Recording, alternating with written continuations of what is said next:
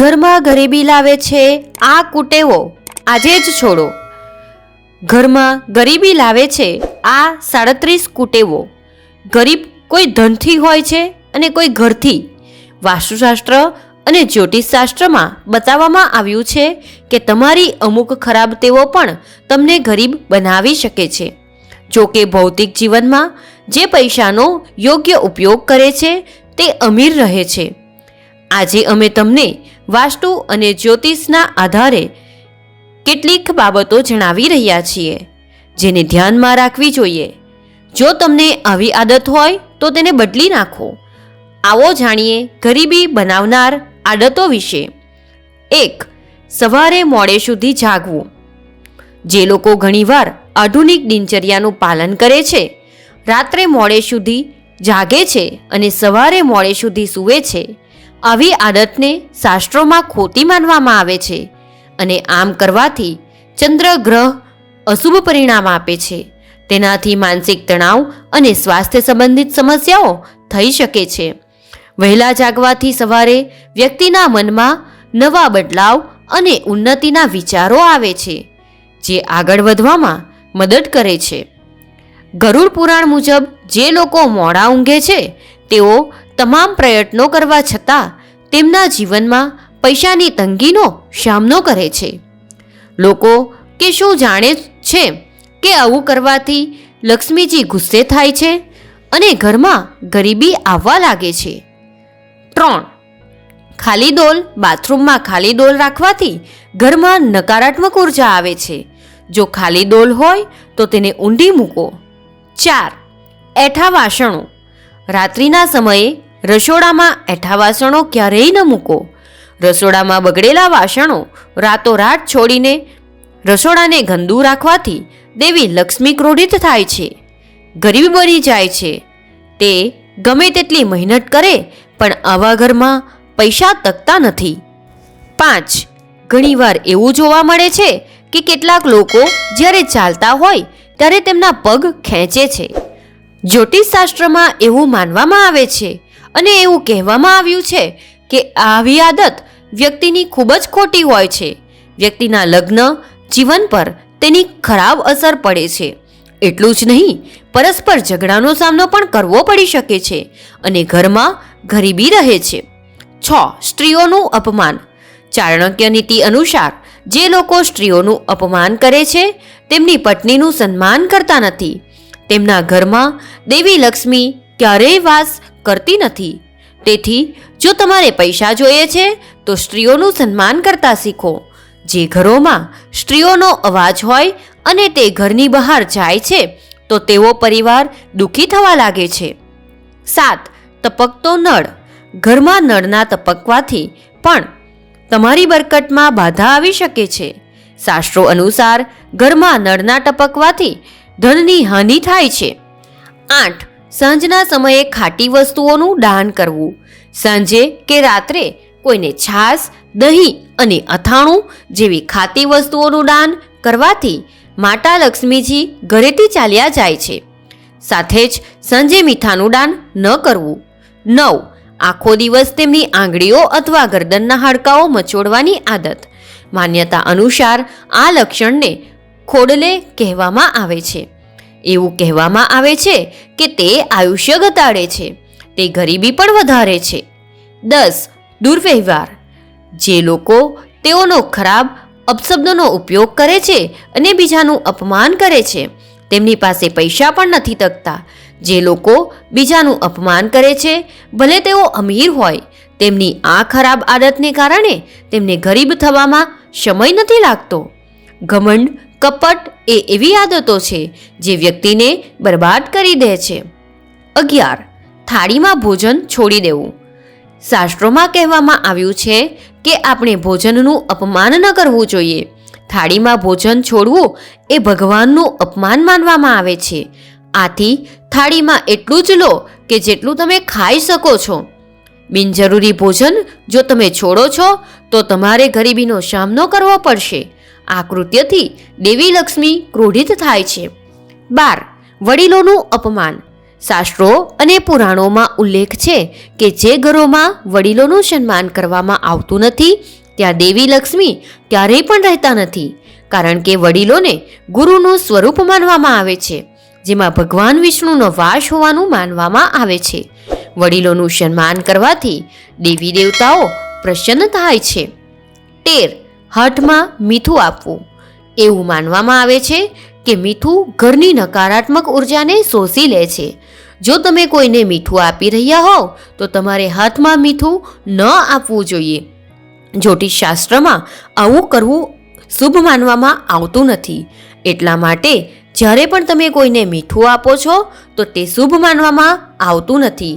જો તમે મીઠું આપો છો તો તેને વાસણમાં રાખ્યા પછી જ આપો. 14. નશો. નશો કરનાર વ્યક્તિના ઘરમાં ક્યારેય દેવી લક્ષ્મી નથી હોતી. ગરીબી કાયમ રહે છે. વ્યસન દવાઓ વ્યક્તિનું આયુષ્ય ઘટાડે છે અને માદક દ્રવ્યોનું સેવન રાહુનો નાશ કરે છે. તેની વિપરીત અસર પણ થાય છે. 15. એઠી થાળી છોડી દેવી. ભોજન ખાધ્યા પછી એઠી થાળી છોડી દેવી એ પણ સારી આદત નથી. આવી વ્યક્તિને ક્યારેય સફળતા મળતી નથી.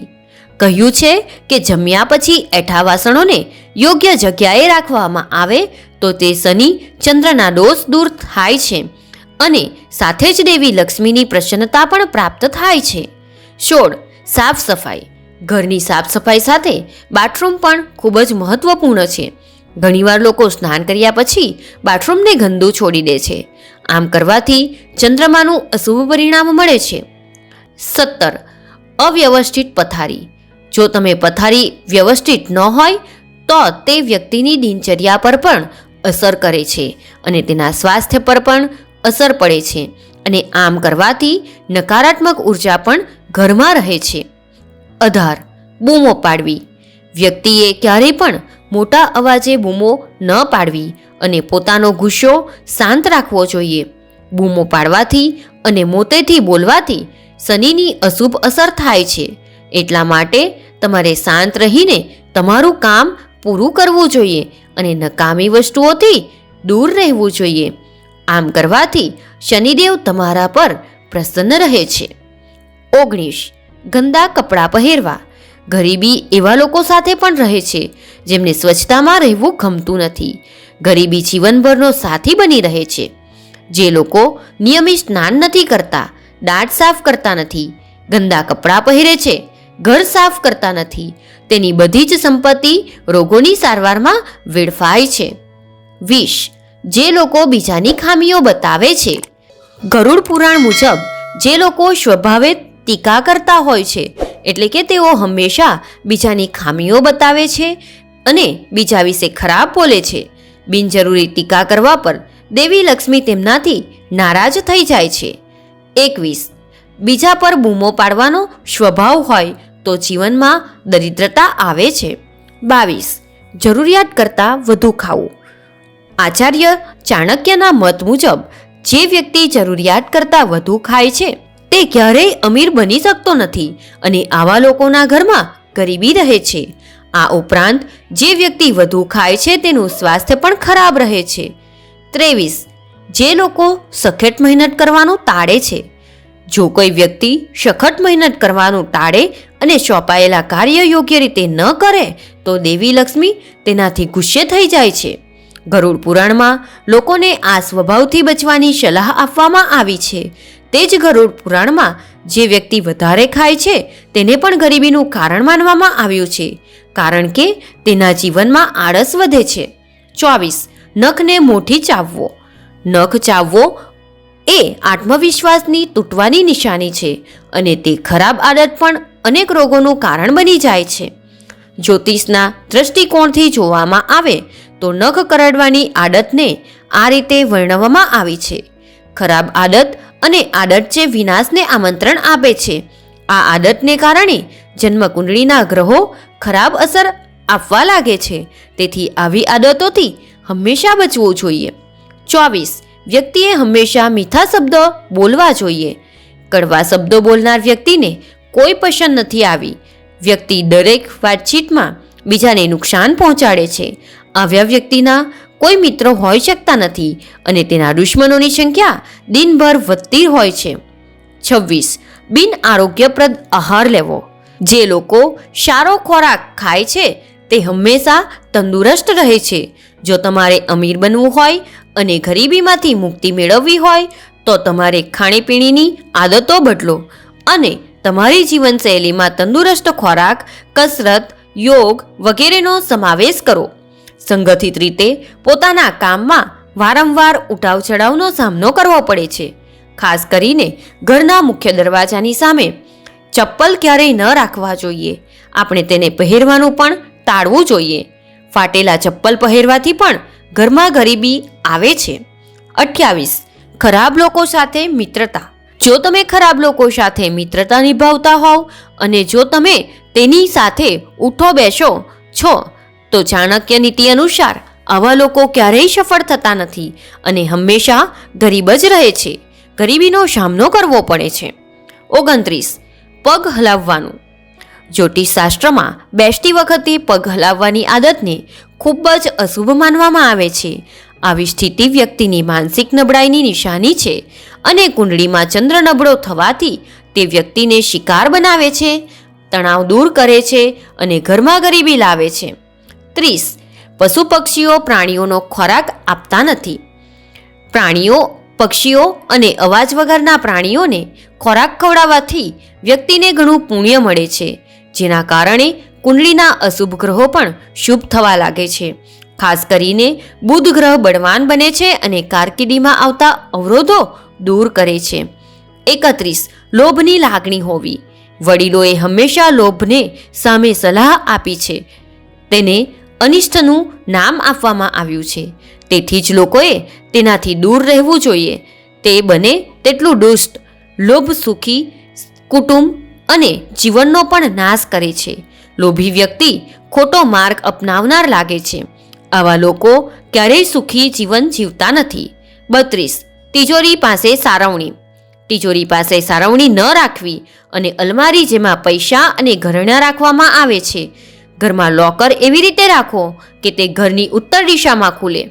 લોકરમાં કુબેરની તસવીર રાખવાથી ઘરમાં સૌભાગ્ય આવે છે, સમૃદ્ધિ આવે છે. ઘણી વખત લોકો અલમારીમાં આવી ટીંગાતી છોડી દે છે. આવું ન કરવું જોઈએ. આવું કરવાથી ધનની હાનિ થાય છે. જો તમે ઘરની સીડીઓ નીચે તિજોરી રાખી હોય કે અલમારી જેમાં પૈસા રાખવામાં આવ્યા હોય તો તેને કાઢી નાખો. તે અશુભ માનવામાં આવે છે. 34. ઘરમાં તૂટેલા વાસણો. તૂટેલા વાસણોમાં અન્ન ન રાખવું જોઈએ. જમતી વખતે એક પંક્તિમાં બેસીને બધાની સાથે જમવું જોઈએ, નહીં તો ઘરમાં ગરીબી રહે છે. 35. ભોજનનો અનાદર. કાચો કે પાકો જે ખોરાકનો અનાદર કરે છે તે દરિદ્રતાને પોતાની પાસે આમંત્રિત કરે છે. જે ઘરમાં મૃતદેહ એક દિવસ કરતાં વધુ સમય માટે રહે છે, જ્યાં અન્ય રાક્ષસો પણ દરિદ્રતાની સાથે રહેવા લાગે છે. 36. જેમના ઘરોના દ્વારેથી ગાય, ભેંસ, પ્રાણીઓ જેમ કે ઘોડો, કૂતરો વગેરે ભૂખ્યા અને તરસ્યા પાછા ફરે છે તેના ઘરમાં ગરીબી રહે છે. મિત્રો, તમને વિડીયો કેવો લાગ્યો? જો વિડીયો ગમે તો વિડીયોને લાઈક કરો, શેર કરો અને જો તમે ચેનલ પર નવા હોવ તો ચેનલને સબસ્ક્રાઈબ કરવાનું ભૂલશો નહીં. જય શ્રી કૃષ્ણ. રાધે રાધે. ધન્યવાદ.